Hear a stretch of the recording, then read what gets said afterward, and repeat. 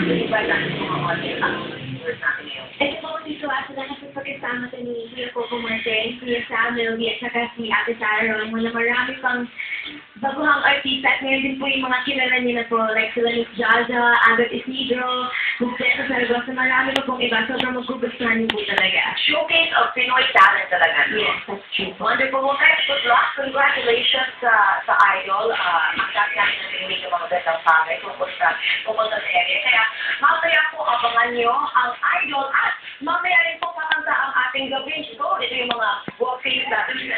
Right here, diba? Alright, para sa high school tayo, lahat akong driver ninyo, diba?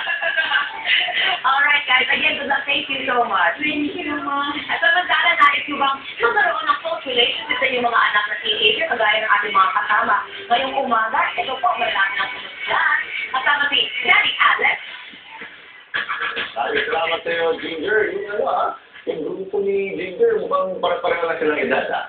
Okay, likas sa mga tikiting po ang pagiging makwento sa kanilang mga magulang mula sa bago nilang kaklase hanggang sa bagong laro na kanilang natutunan. Pero, sa kanilang pagdadalaga o yung pagbibinata po, sila mas naging masikreto ano ito sa kanilang mga magulang.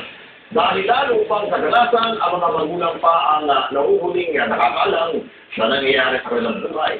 Paano nga ba maiwasan ang ganitong sitwasyon? Yan po ating pag-usapan kasama ng ating parenting expert, na iba ko din sa Maribel. Okay.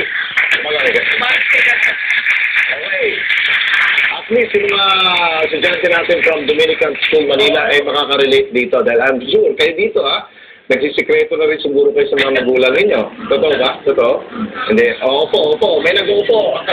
Okay, Maribel, bakit nga ba may mga ganong anak na pag umabot na ng teenager, malihim na sila sa kanilang mga magulang? Maaring malihim, pero yung una, normal sa teenager, yung kwento nila, kung 100% nababawasan ng 50% or by 70%.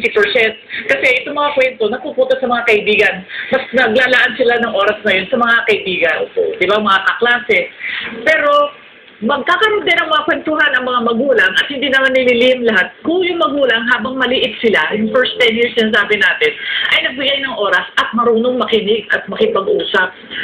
So, ibig sabihin, dapat doon sa early age. Early age pa, sinasanay mo na. So, may connection na yung magulang at yung bata na normal at nasasanay at hinahanap ng bata yung pakikinig ng nanay kasi si nanay o si tatay marunong makinig din. Ano yung mga usual na mga pwedeng topics na pwedeng ipag-usapan as an early age? Early age? Naku, matatanda na yan. Sabihin mo lang, ano yung masayang nangyari sa school mo ngayon? O sino ngayon ang best friend mo?